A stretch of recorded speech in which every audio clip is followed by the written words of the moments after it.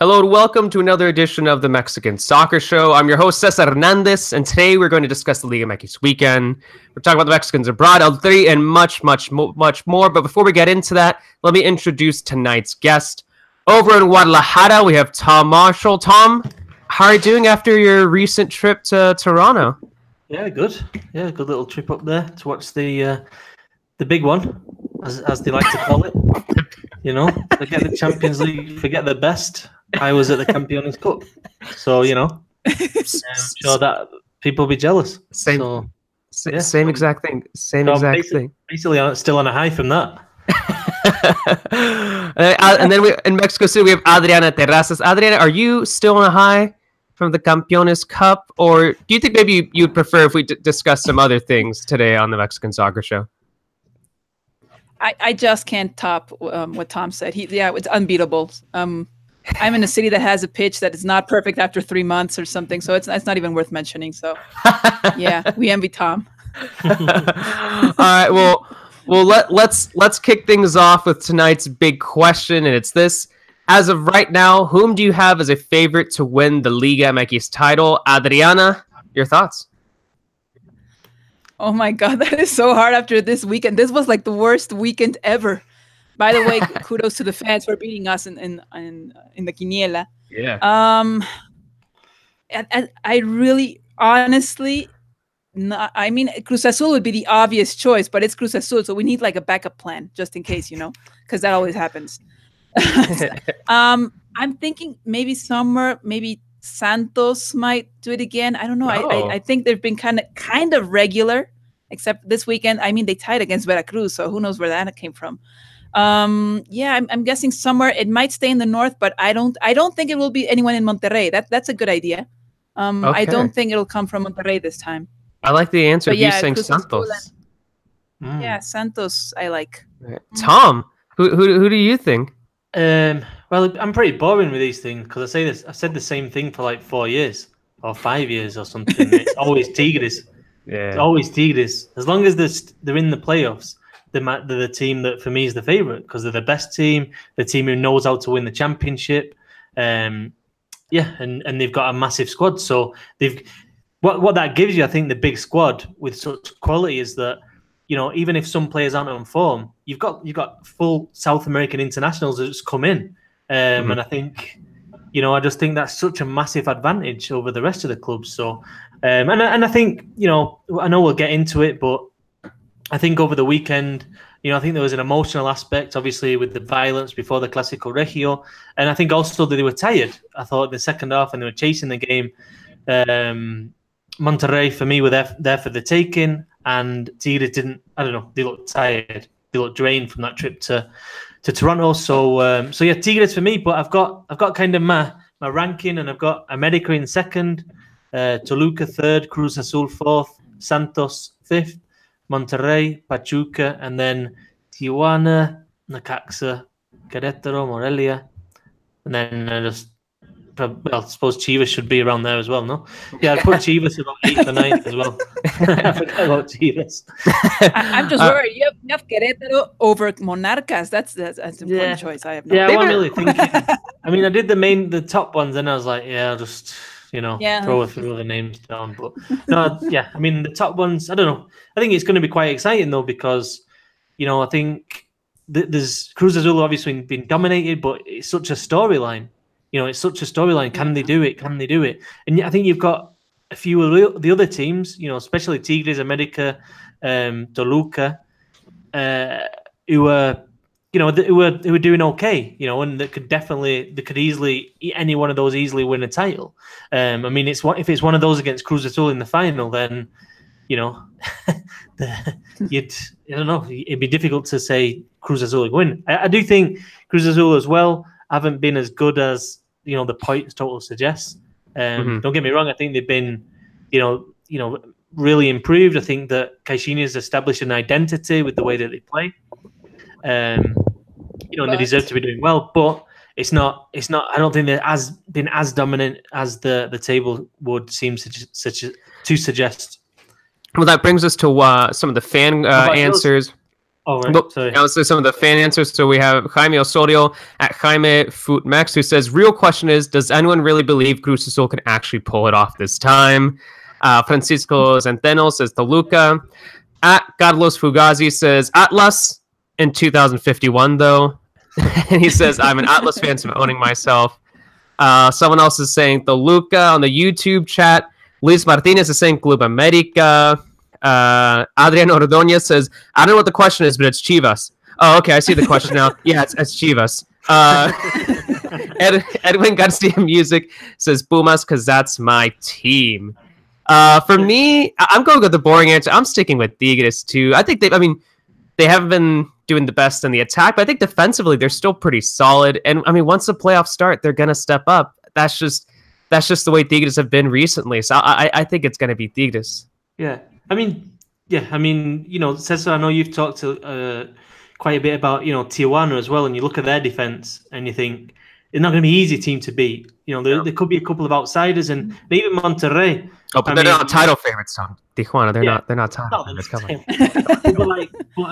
But Monterrey as well. I mean, you look at how they defended against Tigres, and they were pretty impressive. The way they stopped Tigres getting the ball to Gignac, the way they stopped them creating really big chances was impressive. And with all the injuries they've got, if they can get Hurtado back, and in form, and Pavon, and then Funes Mori's back, then all of a sudden it makes sense.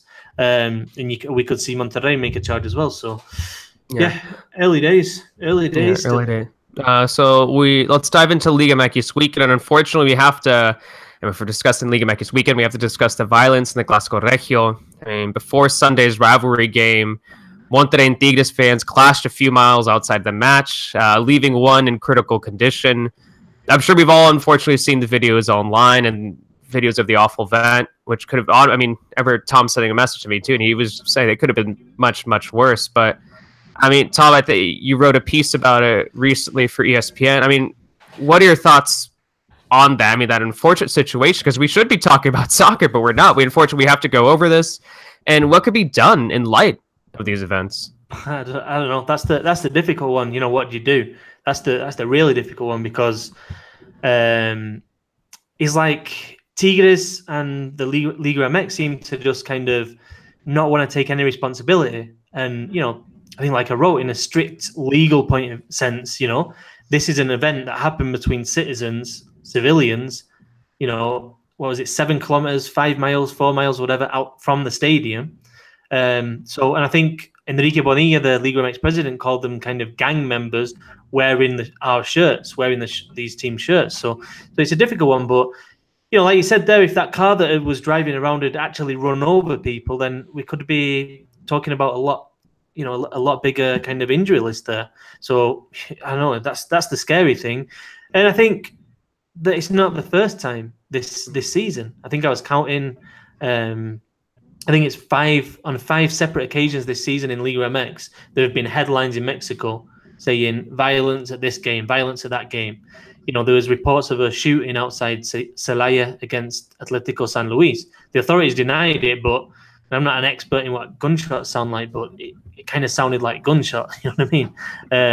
So it's a massive issue. It's a really sad. I think the other thing is that we talk a lot on this show about the internationalization of the league, and how it can be popular outside of Mexico and attract new followers, and things like this kind of taint it. I mean, it's not just in terms of followers and stuff, it's in terms of bringing players, stuff like that.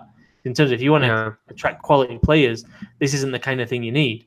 I mean, that's basically what I think, but at the end of the day, it reflects the society. I mean, this wasn't the biggest story in Mexico this weekend. I mean, there was a headline that went out about children's remains being found in a mass grave, and that even wasn't the biggest story. You know what I mean? You type in the news that happened yesterday in Mexico. There's so much stuff going on that it's just sad, and it's this kind of violence reflects its impunity as well, because people can get away with violence, and I think that kind of, it doesn't, there's no deterrent to it, if you know what I mean. So I mean, obviously we hope that those who are committing crimes were brought to justice, basically. I mean, that's all you can really ask, and that there's a real campaign now from football to I don't know, to kind of make these stadiums kind of safe haven, make the sport, Mexico's #1 sport, a kind of example of how, you know, rival fans can live together, can go to the stadium. Because I know I'm rambling now, but one of the nicest things about Mexican football for somebody coming at it from outside, and especially from a European or South American perspective, is that fans go together. So you can get girlfriend and boyfriend, a Chivas and Atlas fan, or Monterrey and Tigres fan, walking together to the stadium, you know, holding hands or whatever. And, you know, you just, I mean, that's unthinkable in a Boca River. You know, that's unthinkable in a Manchester United, Manchester City. And it's one of the really nice things about Mexican football. So I don't know. I guess the question is, you know, how do you find that balance now between like really upping the security and kind of not losing that you know, the thing that Mexican football has of you know, not fans not being segregated, basically. Yeah. And it's unfortunate because I remember talking to Amy about this yesterday. You know, I feel like I spend so much time defending Liga MX and defending Mexico too as a Mexican American, but then you see things like that, and it's just, I know, it's just really, really unfortunate to see. And Adriana, I mean, let's hear your thoughts on this, your thoughts of the situation, maybe even your thoughts regarding the stadium too, because this is one that's going to be hosting a Mexico friendly next month. I know the incident was a few miles away, but I think that's something that people are going to be discussing during the next several weeks. Yeah, there was definitely lots of people saying that one of the first things that the league should say would be to remove that game from the Tigres stadium. Legally, the Liga MX is only responsible for what happens 5 kilometers away from the stadium. But still, I think it was kind of cowardly just to say we're going to just support authorities, and that's just about it. I thought the league had to take a more decisive approach. Obviously, it's difficult to do something now after it happened, but I'm guessing, I don't know, some kind of register where you could see all the fans, all the barras that they're called here in Mexico, something where clubs can have a certain control over these fans. That Tom says it correctly. This happens all the time. It just became bigger this weekend because social media made it that way. But it happens all the time. You go to the Azteca Stadium, and it doesn't even have to be like an America Pumas game, which is obviously a high rivalry. But you'll get some buses come into the Estadio Azteca, and they'll throw rocks at them. You'll have fans like fighting against each other. Obviously, not as violent as what happened in Monterrey with this fan being stabbed in the ribs with a I think it was a glass bottle. But still, I think clubs could take a more decisive approach to try to avoid this in other games and just keep it friendly, like what Tom was saying. It's something that makes Mexican soccer unique. And I was just, I really regret the Liga MX just saying we ask authorities to do their job. And I was like, yeah, I know legally you're not obligated to do anything because it's out of your territory.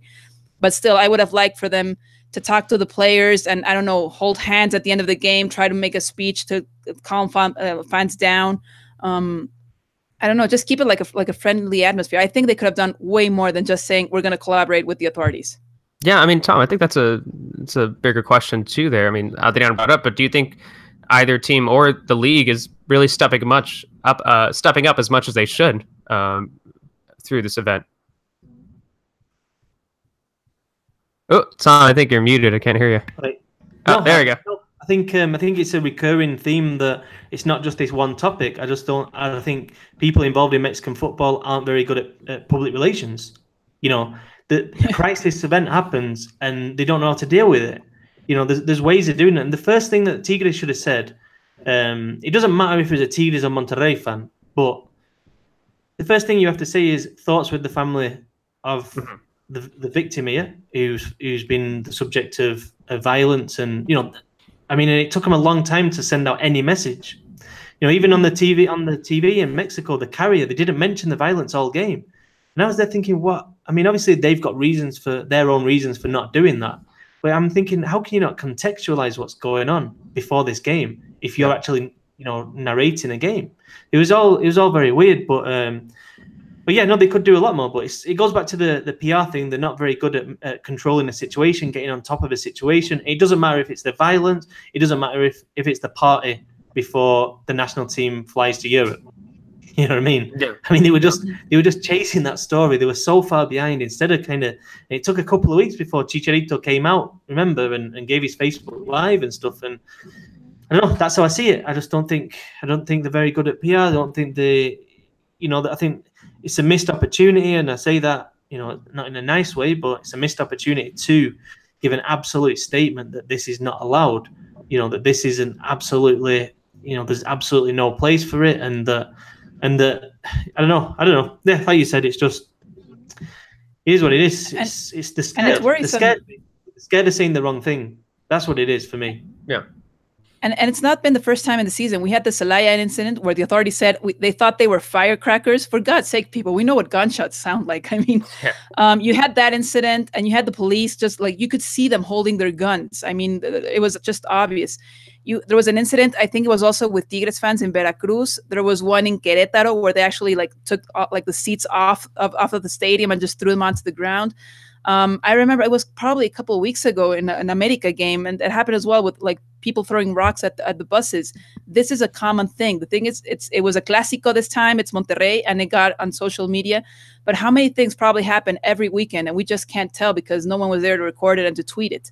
So yeah. I really worry that not only the authorities, but maybe Liga MX isn't taking things into consideration and saying, hey, we really have to stop this before it becomes an even bigger problem. I mean, you have America Pumas, which just barely, like, America had to make it to the Estadio Olímpico Universitario in like little vans. They couldn't make it with a team bus, because they would get rocks thrown at them as well, and they couldn't even leave. Sometimes the America coach wouldn't even give a press conference because he had to leave so quickly to avoid meeting Pumas fans outside of the stadium. Players wouldn't even take a shower because they had to leave that fast. Yeah. I think that has improved slightly, but still not enough for everyone to actually feel safe at the stadium. Yeah, I mean, even they talk about like Estadio Caliente being a little bit more of like an Americanized stadium, and that you see like a lot of American fans, blah blah blah. But I mean, you still see some pretty bad stuff outside of the Xolos games too. And I mean, earlier this year, I walked past. There was a fight. It was I think it was when Pumas came to town. And unfortunately, one of the Pumas fans got knocked out. They had to call the ambulance. There's another Pumas fan that was knocked out too. I mean, it's unfortunate. I'm not gonna say it's commonplace, but it's just I don't know. It's just unfortunate you see these things semi-regularly. Maybe not nearly as bad as what we saw yesterday, but these things do happen in Mexican soccer. Yeah, I mean, I think the other question is what is the role of the porras? I mean, at what stage do you say these can't exist? Because it's basically most of the time those guys doing it. But again, it's like they're also the ones that a lot of the time bring the atmosphere. There are a lot of these kids who travel around with Mexican clubs, and it's like it's such an integral part of the life. That it's also kind of, you don't want to criminalize them. It's a really tricky one. But there are some of them that are just completely out of control. And I think that's got to be another question. I mean, Chivas previously, and to be fair, it's not that often that you see Chivas fans, especially in Guadalajara, because they've got a lot of fans in Mexico City who travel to Puebla, Toluca, and they tend to cause a bit more trouble. I mean, but we know which ones are causing trouble. Even we know. I mean, so it's like you register the members of these porras like Chivas have done. I mean, Santos Laguna, I remember an incident, I think last year, but in general, Santos modern stadium, they've got it all on lockdown. They've got the cameras. Chivas, they've got it on lockdown. They know how to do it. You go to the Estadio Jalisco, and even I'm not a police expert, and I'm like, this is just potentially a nightmare. You can just tell. You can just see what's going on. And I've been in there where you see it's overcrowded. They've sold the tickets. You go outside and it's just mayhem. So I don't know. Basically, there's not one thing that you can click your fingers and say, this is what needs to happen. There's a series of things over a large period of time, a lot of them that cost money and take effort and take resources that need to happen. I mean, it's as simple as that. I mean, the Monterrey and Tigres fans, basically, they accidentally met on the way to the stadium, but a long way outside. I mean, the policing, that can't allow that to happen. If you're going to allow those guys into the stadium, then that can't happen, Yeah. So once again, I mean, it is unfortunate scenes. We do have to talk about the actual soccer. I mean, but then again, how much soccer is there really to talk about from that Clasico Regio? I mean, Adriana, I mean, well, it was 0-0 draw, only 3 shots on target. I mean, anything to add about the actual match itself? I know it feels strange and kind of weird to be talking about that after what we saw yesterday, but I mean, thoughts on the actual Clasico Regio? It was just as sad as what happened outside the stadium. I think it's probably one of the worst Clasico Regios I've seen in a very long time. I do think when we were talking about last week about the Campeones Cup being on the same week as the Clasico Regio, we just immediately thought, who organized this? You knew for a fact that you had to change that game.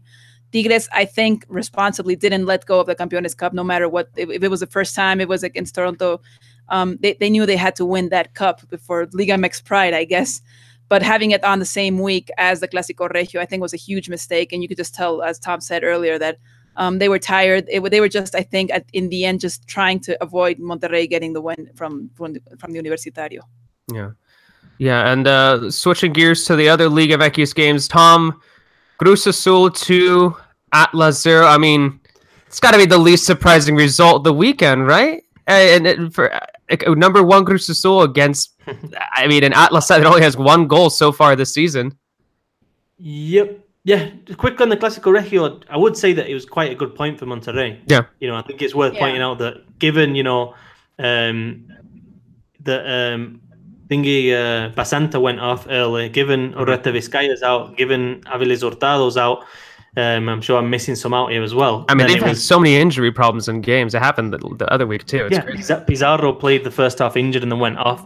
I mean, they've done, that was a good point. So I think that's worth mentioning. And yeah, with Cruz Azul, I mean, yeah, it's just you expect it. I mean, more than anything, I think more than Cruz Azul, it's just you I don't know. Kind of think Atlas can't be that bad. You know, they can't be that bad. You know, sometimes you look at the stats and you think you've not been absolutely dominated again. You know what I mean? It's not like they might lose, but they'll get us goal this time. Oh no, they didn't. Oh, okay. I talked to an Atlas fan. He told me that there's a lot of low quality shots, but he genuinely believes that Atlas have a little bit of bad luck when it comes to their finishing, when it comes to their opportunities in the final third. And that they've been terrible, that they deserve to be in last place, but that is like, he feels like they are a little bit unlucky in the final third. Well, I mean, I think this was actually the game that least made them justice. I actually think Atlas wasn't as bad as, I mean, if we only saw the 2-0, it'd be like, oh, okay.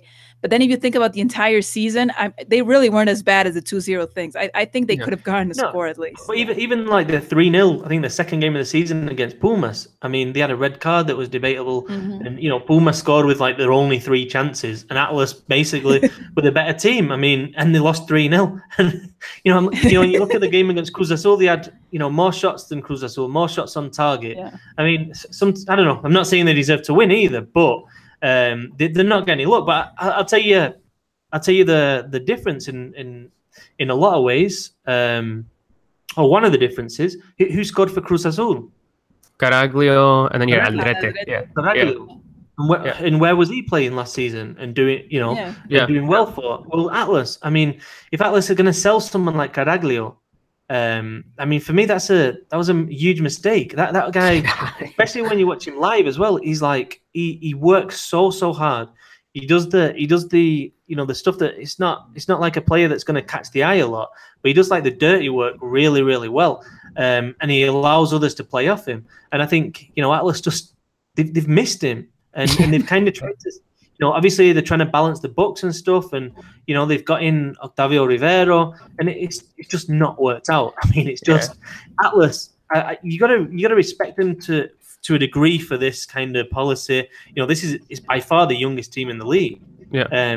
Policy of bringing through the young players. You gotta, you know, a lot of the time it's us guys in the media who are criticizing Mexican teams for not doing what Atlas have tried to do, but it's just there's so much reliance on the established foreign players who are coming in, you know, being good. I mean, they have to be good, and you know, especially when you're trying to, especially the number 9 in a way, because they're kind of gluing together the attack, and that's been a massive problem for Atlas this season. It's kind of funny. I was talking to my buddy Francisco over from the Xolos podcast, and we're like, man, what do Atlas need? And be like, oh, you know what? They need like and like we weren't even like trying to make a joke. We're like, oh, they need a striker like Caraglio, don't they? We're like, wait a second. Like, wait a second. Let's move on to America's 3-2 win over Puebla. I mean, that's standard America, right? Earn a red and then still somehow find a win afterwards. I mean, it was a dramatic ending, and America now have 20 points so far this season. Yeah, they're just like following up on Cruz Azul. I can't wait for that America Cruz Azul match. Yeah, Puebla, I think, has been struggling. I thought they started off a lot stronger the season with Enrique Mesa, all his experience, and then you have several interesting players. You got Acuna, you've got Chumacero, who we kindly say is Chumasteiger. Chumasteiger. Yeah. Bolivian Schweinsteiger. Yeah, exactly. So I think I think Puebla has kind of hit like a low point in the season. I think they were doing pretty well at the beginning, and America just proves that they have the squad to actually make it to the Liguilla, make trouble for anyone that they find on their way. Diego Lainez was off, and he won't be available for the Cup game this week. He might be available for America Chivas. That will be interesting to see all the young players facing each other. And yeah, I think we're all just glad to see America scoring. Like, despite we had Oribe Peralta going into like a scoreless streak a while ago, and now we see him again.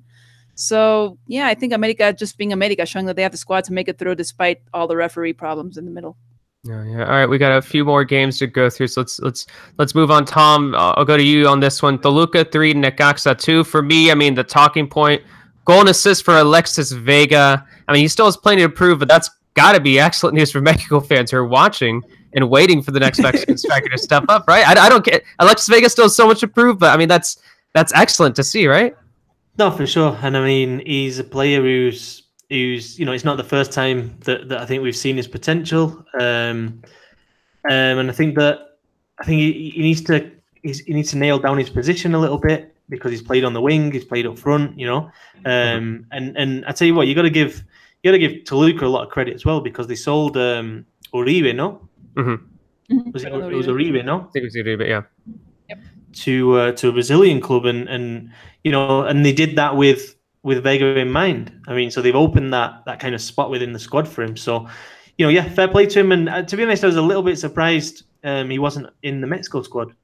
Instead of Pulido, really. But yeah, I mean, he's 20 years old. The next game he plays, he's 50th in Liga MX. I mean, those 50 games are just so vital for these players, and we don't see enough Mexican players getting to that 50 mark, because you need those 50 games really just to establish yourself, just to know what it's all about. They're traveling, they're playing against players who are actual, big guys, experienced guys. I mean, it's not easy. And so yeah, I think Vega is a really exciting talent for Mexico. Yeah. Adriana, I'm going to go to you on this one now. Chivas with the 1-1 draw against Querétaro. I don't know if you saw or if you remember either the penalties. I don't know if did you get a chance to see them, but were either of them deserved? I'm still questioning the one for Chivas, especially after the referee annulled. I think it wasn't Pulido's goal. There was a goal there by Chivas that was just they said it was offside. I don't think it was. Yeah. So I think that kind of set off the game a little bit for the rest of the game. But I think Chivas's penalty was I don't really think it was a penalty kick. For Chivas. Yeah, I don't think either of them. I mean, I guess to be fair, I didn't think either of them were penalties, so it could have just ended in a 0-0 draw there. It could have been a 0-0. Yeah. I think they're kind of strict. I mean, I get what the referee was calling, but I don't know. I sometimes I just think they're too strict whenever they see a foul in the penalty box. Yeah. Yeah. I mean, I got to give a bit of credit to Querétaro. I mean, I thought I don't think they should have got anything from that game, to be quite honest. But at least in the second half, they managed to have some shots. In the first half, they had 0 shots, absolutely 0. Mm-hmm. If you look at the average positions of the defense, they were just sat back so deep.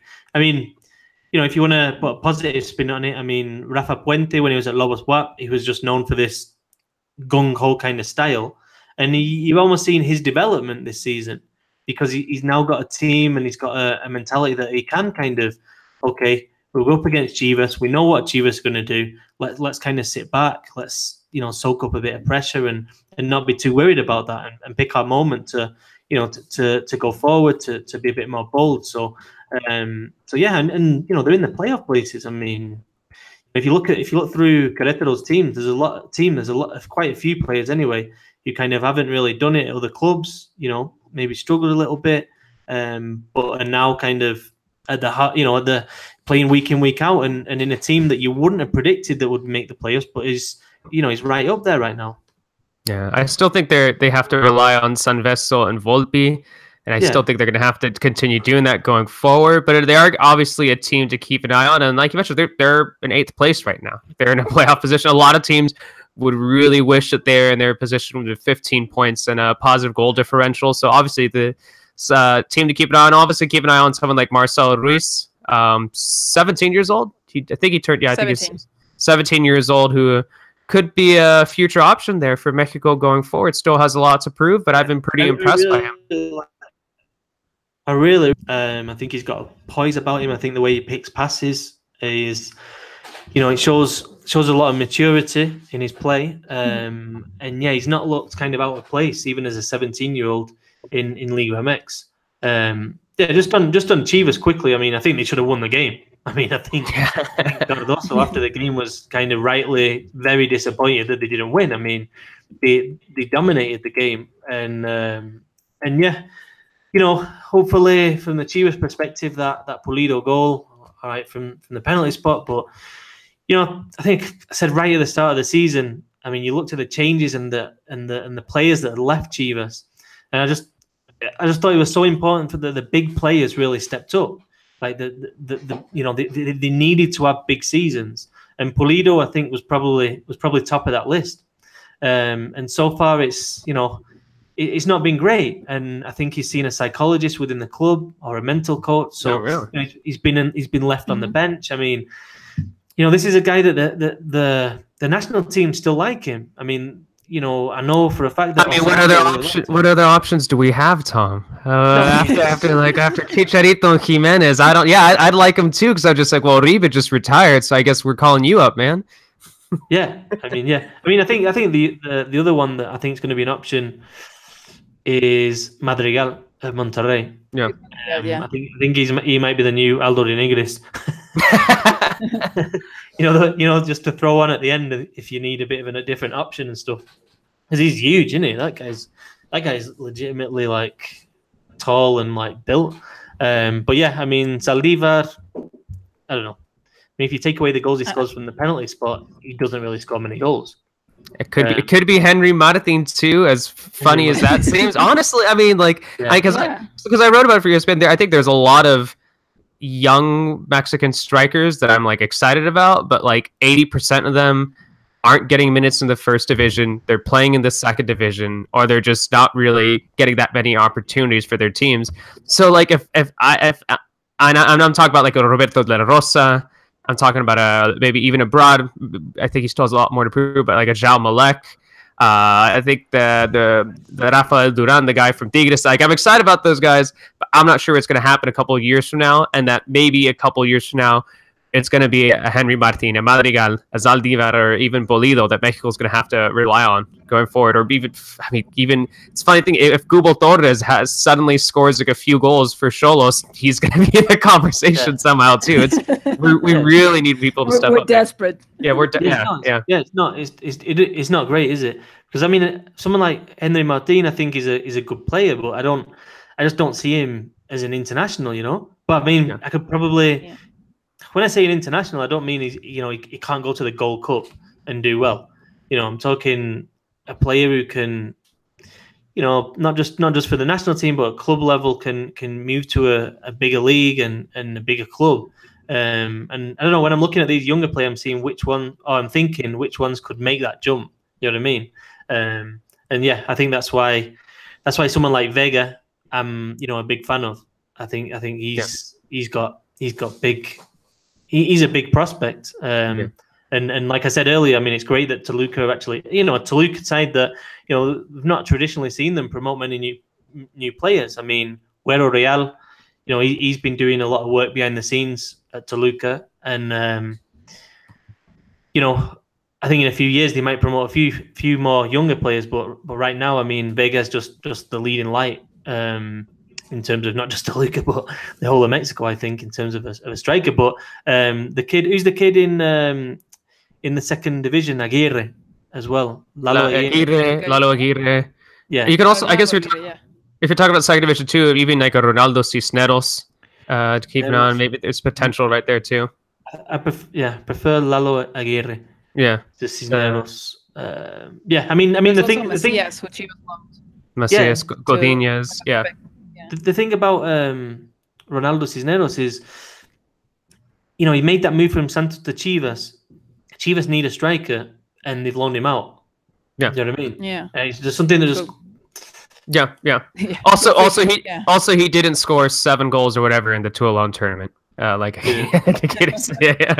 you don't throw 7 goals in Toulon, forget it. All right. So looking back, just the Liga MX weekend in general, Adriana, any other things you think that we should bring up? Any other noteworthy moments from the Liga MX weekend? I know there are a few other results, but nothing really that stands out to me. I mean, I guess You know what the funny thing is? I was looking at the Toluca Necaxa game, and Hernan Cristante was suspended. He's suspended for 2 games, and then today he got another suspension. So he got a suspension on a suspension because he was yelling to the referee from like. He's a bit mad, isn't he? I feel like nobody ever talks about it, but he is pretty mad. A disciplined player. This is like the alter ego of Hernan Cristante. I don't know. It's like Dr. Jekyll and Mr. Hyde. Something happened. I mean, who gets a suspension while being suspended? I've never seen that before. That's awesome. The Liguilla, that's awesome. Make history and have a coach like Big I think we have to mention that the Monarcas Pumas match was called off at the 83rd minute or something. They just couldn't keep on playing it, which was totally ridiculous. It was raining like hell over there in Morelia. And the same thing happened in León the day afterwards. They had to stop the game for a while, and then you had all these workers trying to find the most creative way of getting all that water away from the pitch. Yeah, I saw they had there's like the 3 guys who had like the giant tube. Yeah. We're doing this. We're gonna just like. And then one of them actually like slipped and fell. It was like an America's Funniest Home Videos moment. So yeah, after that pause, Lobos got the win, which was kind of amazing. And I think it's good for Paco Palencia because despite how poorly the team has done, I just don't think they'll fire him any minute now because let's just face it, they don't have the money to fire one coach and bring in another. So valuable win I think for Lobos despite all that frenzy with the rain, and Monarcas Pumas was just disappointing to see the game end at the 82nd minute. Yeah, then also let's see, Tijuana got a 1-0 win over Pachuca. Pachuca getting 2 reds right there, so it wasn't exactly the most impressive result from them there. And then Santos just kind of wrap things up with the last Liga MX game we haven't talked about. So Santos with the 1-1 draw against Veracruz. Tom, let's switch gears and actually, before we switch gears, quick shout out to Amy Lopez. Not only creates the rundown for the show, but also runs the weekly Liga MX predictions. And a shout out to all the listeners who are currently in first place. Keep it on the Mexican Soccer Show Twitter, usually like Wednesday or Thursday. Amy sends out a tweet for you guys to send your predictions, but I'm close. I'm only Adriana and I are like tied in second. We're only 1 spot behind the listeners. Tom, I don't even know how many points you have at this point. No, let's talk about it. He's facing relegation. Yeah, if there is relegation, so there's a second division, and if that second division podcast, if they don't have the proper attendance or whatever at their whatever, it's a terrible joke. Yeah.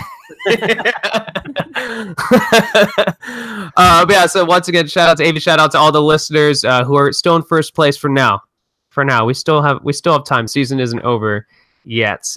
So let's dive into El Tri. Last week, the FMF president, Yon de Luisa, stated that the federation has chatted/interviewed 24 candidates for the job. That's right. Just as many hours as there is in the day. That's how many candidates. Did we actually name 24 candidates? Actually, I pitched that idea to one of my editors, and they weren't down with the idea. Fun idea. I actually thought that the same thing about 2 hours ago. It'd be cool to just kind of like just throw around who are they? You know what I mean? Around 9. It's like slightly realistic 24. I mean, that's just crazy. Let's just imagine the 18 ones in Liga MX are available and just add 6. Would be fun because 1 through like 7, you're like, okay, all right. And like around like 19, you're like, why am I putting Jurgen Klinsmann here? Like, what is Bob Bradley doing here at number 22? Really? Juan Carlos Osorio again? But yeah, no, I mean, it sounds like a podcast idea that. but yeah, no, I mean, but actually, it was interesting because the quote, I think, I was just looking actually, but it said 15 abroad. Mm-hmm. No. Oh, I thought it was 15 phone interviews and 9 phone. Yeah, and 15 in person, but abroad. Oh, I didn't. So that means we missed 15 foreign coaches coming into Mexico to talk with the Mexican Federation. Yeah. Oh no, they went abroad. Oh, they went abroad. Okay. At least this is what I read on ESPN Mexico. So you know, if it's not true, it's Adriana's fault. Adriana, you should check. You're an editor over there. I'm going to send someone to the airport permanently. Just be on the lookout for anyone that looks suspicious. I'm going to ask you a question, Adriana. Okay, so there are 24 candidates. Is this good news or bad news that we're hearing that there's this many names? It's terrible news. That means they spoke to 24 different coaches and couldn't settle on one. Yeah. I mean, if they already found 24 coaches, we can't just even imagine 24 names right now if we tried. And still just one didn't come up and say, hey, we just should sign this guy right about now. That means that they're probably their best choice is number 25, which we couldn't even think about, like, even less. I don't know. It just worries me that it sounds like they can't find a combination between a good profile and something that fits the project of, I don't know, Qatar 2022 and then maybe the Mexico World Cup 2026. I can't believe you could actually be willing to find 24 different people to speak about, like, getting the Mexican position. It seems so out of the world. I don't know. Tom, I can't. No. Okay, sorry. It worries me. I'm not as bothered me. I mean 24, Tom, 24. I mean, if you're on that list and you're like, it's my potential employer. There's 23 people in the chat. Try to name 24 coaches realistically that could take the Mexican national team. Yes, I would love that. Go into chat right now. Try to create a list of 24. Try to put 24 names, like, realistically. We'll read them out loud. I think that I think Ferretti has been the one that they really wanted. But I think there's two factors. I think there's that, and I think the other one, and Carlos Queiroz as well, one of the first names to come out. He's just signed for Iran again, so he's kind of now out of the thing. So it's entirely possible that they were negotiating, and he's now said, you know what, I'm staying with Iran. But yeah, I don't have a big problem with them, going, seeing what's out there, having a chat. But I think the reason behind that, they liked Osorio. So I think we have to keep in mind, these guys wanted to renew Osorio's contract, which for me signifies that they're willing to really think outside the box, because when Osorio came in, everyone was like, what's going on here? What's happening? And I think it's a similar thing. I mean, it wouldn't surprise me if someone like Independiente's Ariel Olan is on that list, and they've gone to Argentina and spoke to him. And there's 2 or 3, managers in the Argentine league that they've chatted to. Maybe Marcelo Gallardo. I mean, the reasonable names that, if they can be kind of pried away from where they're at, would be good options. So yeah, I mean, obviously it depends who they are, I mean, It depends how realistic they are, because I don't know. Yeah, but Bruce Arena. Bruce Arena's free. Chalice is unemployed. Oh yeah. I always thought he would be like the funnest choice available. Like just give him like the U15 team or something like that. Everyone will watch him. Yeah, it was hilarious how much he really didn't like Osorio.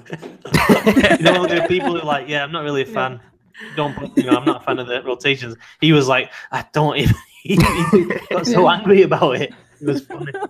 So I have a question for both of you. So, I mean, the 24 candidates, whether you think it's good or bad. I mean, if you're the FF, it's kind of a strange question, but what ideal traits do you think they're looking for in a manager for Mexico? I mean, you could say that maybe it's something with a long-term project in mind. They're looking towards 2026.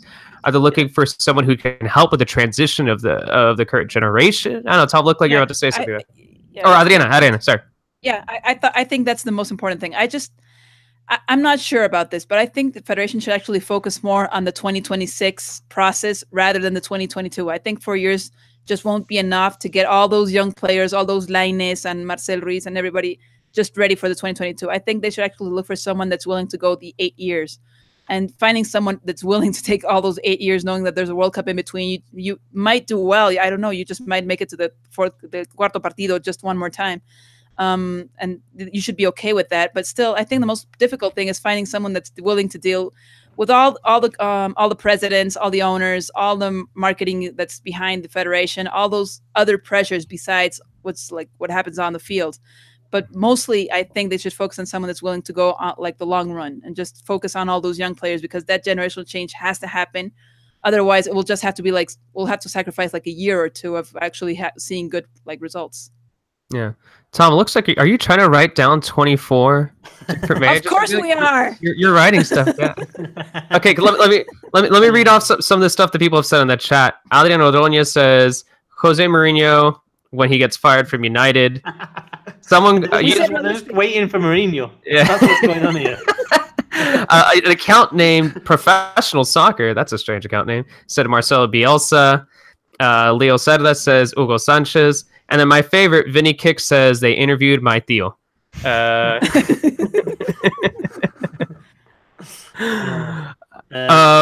I mean, I do think they've got, I think the kind of, I basically think they've put together a list of kind of boxes to check, as you say in the United States. So yeah, I mean, I think experience in Mexico is one of them. And by the way, I think this is the problem. I don't think they found too many that kind of tick them all, check them all.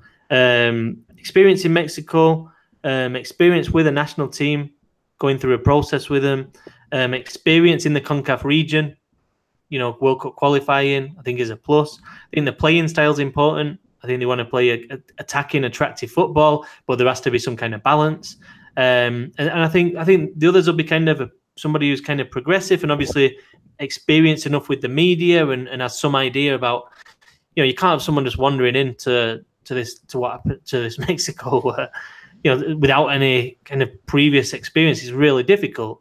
You know, but I don't know. There's loads of names. I mean, I wouldn't be entirely surprised if they haven't spoke to Diego Alonso at Monterrey, because you know, he knows Mexico. He's worked with the younger players. You know, I'm not saying he's ideal either. I mean, someone like Caixinha, I mean, for me, he actually checked quite a lot of the boxes, although, you know, again, not all of them, and not everybody's going to be in agreement with that. But, you know, Miguel Herrera, I mean, there's a lot. You can just go through the names, and obviously the foreign one's a bit more difficult. But yeah, I mean, I think, you know, Sampaoli, I'm sure, Mateus Almeida. I mean, Almeida's got a lot of those as well. Sampaoli and Almeida check a lot of those boxes. I mean, if you look at kind of Sampaoli, an experience in Mexico, no. Going through a process with the national team, yeah, and he's been successful. Experience in the region, no, but, you know, he's managed in kind of Peru, Chile. So, you know, he's got some idea of you know, Latin American football. Playing style, very attractive. And yeah, has he dealt with a lot of pressure before? Well, he has, but perhaps not so well with Argentina. So yeah, so I mean, there's ups and downs, but I mean, I would say that Sampaoli isn't far away from what they're looking for. But I would also say that Almeida shouldn't be ruled out either.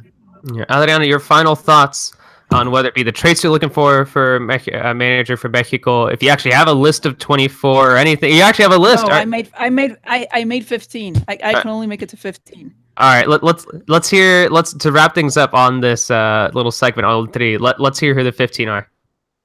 I have Tuca, Almeida, Queiroz, Gallardo, Bielsa. I just put Klinsmann because you just guys mentioned it. I've heard about Rijkaard, Vucetich, Peckerman, Martino, Caixinha, Alonso, Herrera, Sampaoli, and I even put Gustavo Matosas in there. Yeah, all realistic candidates. But of course, once he gets like number 19 or 20, that's probably when things start getting really weird there. In that list. Weird. Which ones do you have, Tom? I wasn't writing them, to be honest, but I mean, yeah, I think those ones. I think a couple of Argentines, like I said, Gallardo and Ariel Holan, because let's not forget they did pluck somebody from South America last time. So I think they are scouting that market, and I think a lot of the time it's easier to get someone like that than someone over from Europe. I think it's a difficult sell, to be honest. You know, for somebody based in Europe, but Quique Sanchez Flores, I think he's free, he's Spanish, he's done reasonably well in La Liga, he speaks the language. Oh yeah, speaking Spanish, I think is another one of the requisites. Yeah, it's a big one.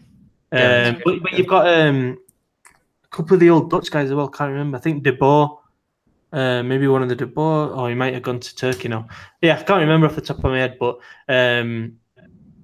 yeah, I'm sure they've spread, cast the net really wide, and yeah, we'll see how it pans out. But I think I'm not too bothered about them doing this because I think it's really important they get it right. My concern is that that they do all this and there isn't anybody perfect, and I think that's the reality of it. I think that Osorio was nearer than perhaps any of the other candidates, and I know people will go crazy at that comment, but he'd already been there for 4 years. He'd already done World Cup qualifying.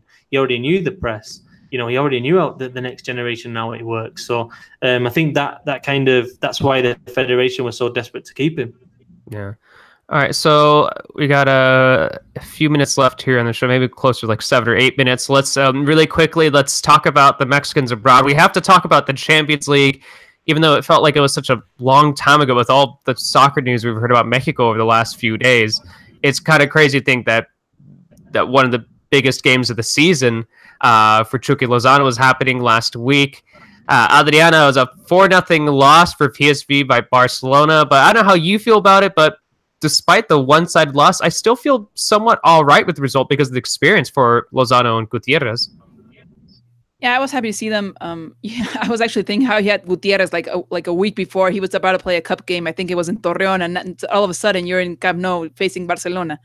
So that was just like a weird slight upgrade. Slight upgrade. Yes, just slight, barely noticeable. I was kind of happy to see the 1-0 because I thought that the game was pretty even until that point. I wasn't happy to see the 4-0. I thought maybe a 2-0 would have been awesome. I thought PSV was doing actually pretty well, seeing that they were facing Barcelona at Camp Nou. Chucky, if I remember correctly, I think he actually had a goal ruled offside, didn't he? Yeah, it was offside. He scored, but it was a correct call too. It was offside. Yeah, it was correct. It was a correct call. So I was glad to see them just make their debut. I think I would have liked not as a large score as it was at 4-0. I think a 2-0 would have been awesome, but still, I think they did pretty well. And just knowing the fact that whatever minutes Chucky and Guti can get out of the Champions League, they just have to make their presence known and see other teams look at them and try to make a career in Europe, despite whatever PSV can actually do in the group stage. Yeah, I think because of their age, because of the opposition, because it was their debut in the group stage of the Champions League for Gutierrez, it was just a UEFA Champions League debut. I think I was pretty happy with them. I think Lozano, he looked a little slightly off, maybe just looked like he was a little bit desperate with his couple of shots, but he did help Umtiti from Barcelona. He created a red for him after he fouled Lozano. I thought Gutierrez was good with his passing late in the second half when he stepped on. And as opposed to like an Herrera or Tecatito, who I was really disappointed by, even though they got a 1-1 away draw, I think I'm willing to give a lot more leeway for Lozano and Gutierrez, just because once again their age, the opponents, their Champions League group stage debut. Probably one of the toughest groups as well. So just whatever minutes they can get and whatever they can actually do for their team, despite the result, I think will be really good for them. Yeah, I mean, you can't buy that that experience. You know what I mean? Playing against Barcelona in the new camp. I mean, although actually having a complete tangent, didn't some like a country from like the Middle East, they actually sold like certain players to La Liga clubs, and then they ended up not using them. There's like some federation. I don't know. Whatever. This is a complete tangent. Is this on Football Manager? Yeah, this isn't. Anywho, Tom, continue. I'm gonna look this up. I'm gonna post it later. Anywho, continue, Tom. No, it's good. He's doing well. I mean, what can you say about Lozano? I mean, he's doing well. It's difficult when your team doesn't really have much of the ball, and he's dangerous. And I think the thing with Lozano now is I'm just waiting. He's doing it week in, week out. He's doing everything he should be doing and needs to be doing. I think he's improving as well. I think he looks happy. You can tell that his teammates like him. He's got Gutierrez there now, and I like what PSV are doing with what Van Bommel's doing with Gutierrez, and just gradually easing him in there. And pretty confident that Gutierrez is also going to be a success there. But this experience in the Champions League is what it's all about. The only thing I would say is that hopefully in the future games, Lozano hopefully has a big game. the headlines, you score a couple of goals, and ideally get a result for your team. And just to reinforce the idea that the really big European clubs should be looking at him, because I do think there aren't too many players of his type. I mean, obviously Dembele's got that ridiculous goal, but there's not too many that play on the wing like that. And I don't know, 1v1. All you need to do is get him 1v1, and a high percentage of the time they're going to do something good for you. And I think that's what Lozano is. Yeah, 100%. Adriana, your thoughts on the 1-1 away draw for Porto? I mean, it's just. I was really disappointed by Herrera. Tecatito, I mean, he just seems to be a little off form. I mean, they got the 1-1 away draw, but I mean. Yeah, I think, but this has been like a constant, I think, for Porto now. I think ever since, for some reason, ever since Layun left, even when Gudiño was there, he obviously didn't play with the rest of them. But somehow we've seen Porto come into like this situation where Mexicans just don't shine as much as they used to, despite having Herrera. I think he celebrated, what was it, like 200 games or something with Porto? Yeah, I think it was his yeah. And then he's a captain as well, but you just don't see them being like this star role with the team anymore. It just seems that they'll do like what's expected of them, but nothing more. So, so I think we worry more about their situation, seeing as though that these are players that we think will make it a couple more years into the Mexican national team, and just not seeing them shine as much as they used to in the Portuguese league, and obviously now in the Champions League. I don't know. It's kind of worrisome as well. Yeah, no, agreed. Tom, it sounds like you're about to say something there. No, I think we can. I think there's a difference between, Herrera and Tecatito. I mean, I do think Herrera is absolutely 100% established, and sure. He's going to have good games, going to have bad games, and I think that's fine. I think he's a very, very good player. He's shown it, at the World Cup. The last 2 World Cups, he's arguably been Mexico's best player, or top 3. We know he can do it. Personally, I would have liked to see him move on and try himself, test himself, in a different league. But I'm not concerned. I think Herrera is going to be absolutely central to Qatar 2022. With all the experience he brings, I think he's going to be one of those older players that can pin this new side together. But Tecatito, I mean, I've said it a load of times before, haven't he? I mean, he needs to be impacting these games. He's lost. Yeah, I mean, I don't know exactly kind of what's happened to him. I mean, 1 goal in 5 games again this season. I don't know. He hasn't had a start so far in the regular season. I think he's only started in 1 domestic cup match, if I remember correctly. I don't know what's happened to him. I know the off-field stuff, but I don't know why his development is just kind of leveled out, or even gone downhill, to be honest. Yeah. Because I don't know. I don't know. When I watch him play, I don't even get the same, that sensation that you got with Tecatito a couple of years ago, or a few years ago. Now, when he got the ball and you're like, oh, this kid's going to make something happen. Like, bring him off the bench if he was on the bench. You know what I mean? Like, this kid deserves his place. He deserves his chance to establish himself.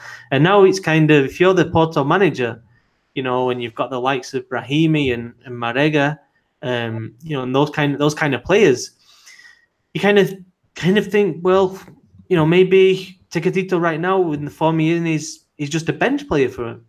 I mean, it's hard to make the argument right now that he should be the starter. I mean, I think that is the concerning thing. It's not he's not there, and it's kind of not fair. He's not there because he's not doing it, and that's kind of concerning. Yeah. So really quickly, just to go over the Europa League scores, we had Standard Liège and Ochoa. They lost to Sevilla 5-1. Villarreal got a 2-2 draw against Rangers. All these games were on Thursday. Layun was on the bench for Villarreal.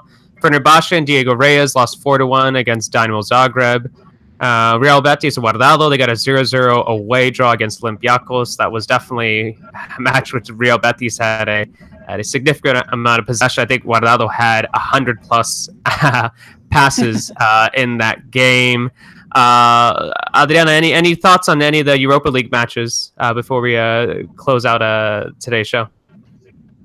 Well, I can't say I was surprised by Memo Ochoa's game against with Standard Liège against Sevilla. Sevilla, yeah. Yeah, I think we were all joking about before, like how many goals is he gonna concede? Because obviously, I don't think you can compare Sevilla to Standard Liège too much. Still, kind of painful. Yeah, it was actually 5. I was going for 3, and that was kind of optimistic. But still, I think he's doing pretty well in the league. So hopefully, he'll get a lot better results for the rest of the European League. Yeah, it reminded me a lot. I was like, oh man, this is Ajaccio like all over again. It's like this defense. This defense is just like embarrassing. It was really embarrassing. Yeah. I think like if you go watch the goals, I'm gonna say he could have done better for maybe 1 to 2 of them, but that might even be a little too harsh. Might even be he could have done better for maybe 1 of the goals. But yeah, that defense was just abysmal there. There's just so much you can do, like with that defense. Yeah. And then looking towards the recent weekend, Chucky scored for PSV in the huge 3-0 win over Ajax.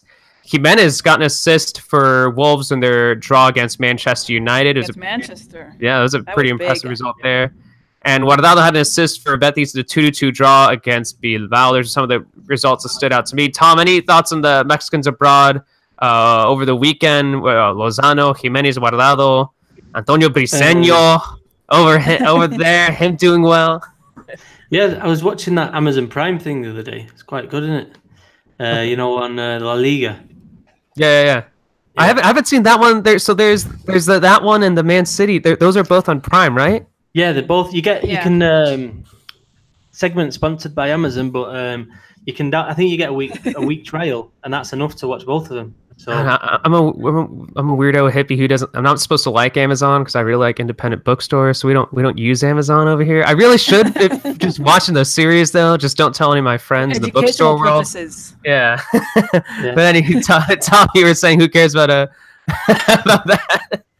Yeah, no, it's good though. It's good, and you get an insight into Guardado, and I don't know, for young players as well. It's quite interesting to see his kind of mentality and how he, as a Mexican player, integrates with the squad and stuff. It's it's quite funny. But yeah, no, that and Raúl Jiménez, I think is, I think that's maybe the story of the season so far. Yeah, from Mexicans abroad. I'm rooting for Wolves to actually buy him at the end of the season. I just want him to stay. Yeah, no, he seems like the Wolves fans like him. He's got the assist. They're picking up. They're getting really good press in England, and they just got a draw at Old Trafford. I mean, this is something really positive, and I'm really happy for Raúl Jiménez because I did criticize him a lot at Benfica. And I questioned whether he actually had it because, he'd been to Atletico Madrid, he'd been to Benfica and never made it as a starter. And I questioned whether he could go to the Premier League and do it because it's a big step up from Portugal to the Premier League and to start as well. I think is massive. It's been really important for him, and I'm sure that Mexico is if he carries on starting, I think Mexico are going to reap the rewards. Yeah, 100%. And also, shout out to him too. Like, I think another example of him just really giving it his all. Like, you see him too, just doing his best to like give interviews in English, and it's clear he's struggling with that English, but he's trying and he's learning, and it's really impressive to see how excited he is by this project, and I'm really looking forward to seeing how it goes going forward. And like Adrian said, I assume all signs point to Wolves buying him because he's been pretty important to them so far this season, but he's still on loan. So I would be pretty surprised if they were to not buy him. Yeah, and just quickly, I'm quite excited by having a kind of number 9 Jimenez and then Lozano on the wing. Yeah. Because Jimenez is good at dropping back. He's good at making space for others. He's working so hard, for Wolves.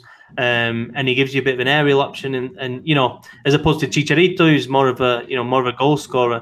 I think the Jimenez option with Lozano on one side, all of a sudden with Chicharito, he's obviously ill right now, but he's in a bit of a difficult situation with West Ham. It doesn't look like he's going to be a starter anytime soon, and he's the wrong side of 30 now. So for the first time, really, because Chicharito's been there, done it all. I think a lot of people disrespect him when they shouldn't, but I think Jimenez with what he's doing at Wolves is now, for the first time in my mind anyway, kind of challenging for that number 9 spot.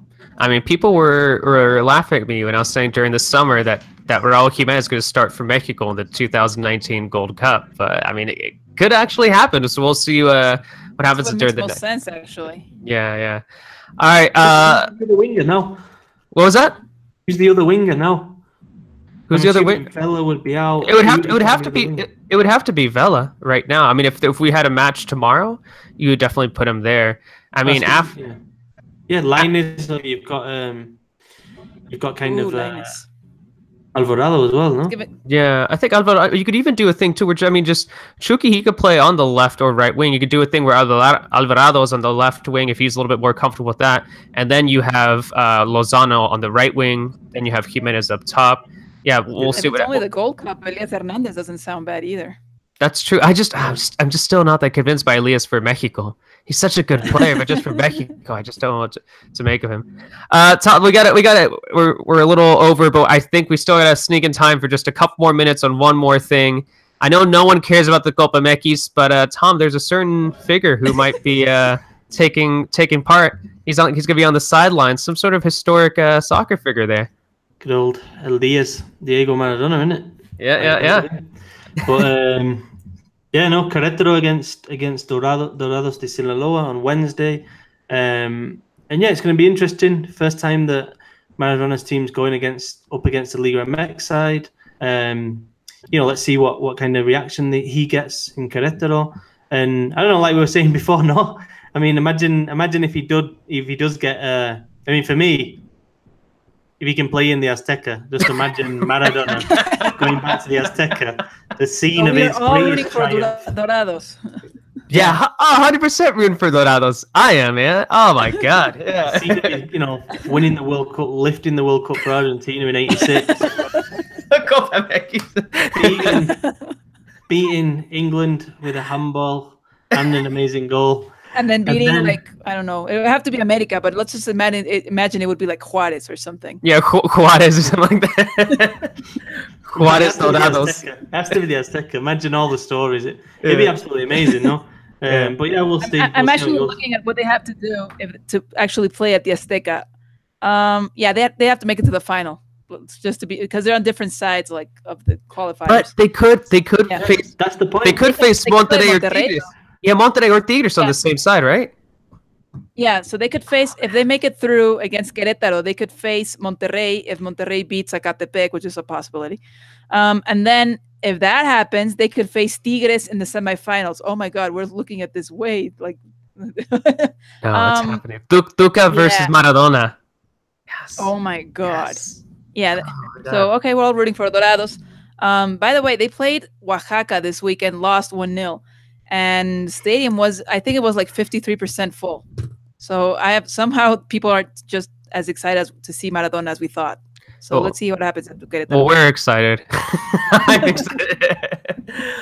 All right. So I think that about wraps things up. Now that we've started talking about Maradona and the Copa MX, I feel like that's how we should end things. But Adriana, we'll let you close out today's episode. Whether it be about Maradona, Liga MX, Mexicans abroad, whatever. We're all rooting for Maradona. Champions coming up, no, October 4th. The women's What's coming up on October 4th? The women's game against the States. Oh yeah, sorry. That's the CONCACAF tournament. It's giving away 3 tickets for the World Cup next year in France. They're facing the U.S. first, so that's going to be a really tough challenge. Most of the team is already at the Centro de Alto Rendimiento, which is south of Mexico City. Hopefully they'll have the final list is coming up next week, and let's just see how they do against the U.S., which is obviously the toughest game they'll have in the entire competition. Yeah, and obviously so much news too. I mean, I can't believe that. Sneaking one more thing, that just the last 30 seconds here, that we also have Chivas versus America this weekend, Clasico Nacional. I mean, it's just so much that's going on in Mexican soccer. But obviously, keep an eye on that. Clearly, the biggest game of the season in Mexican soccer, so something to keep an eye on right there. Okay, you know what? I'm gonna do one more thing. Scoreline prediction, Tom. Clasico Nacional. Clasico Nacional. 1-1. 1-1. Adriana. This is painful because I'm a Chivas fan, but I think America will win 2-1. I'll go with an exciting 2-2. So let's see what happens. Tom, Adriana, thanks so much for joining me in today's Mexican Soccer Show. Thank you to everyone on the chat. Thank you to everyone who's listening to this on iTunes or wherever on Pocket Cast, anything else, whether you're listening on Monday night or whether you're listening on a Wednesday or Thursday or Friday, whatever. But until next time, we'll see you on the next edition of the Mexican Soccer Show. Have a good night, guys.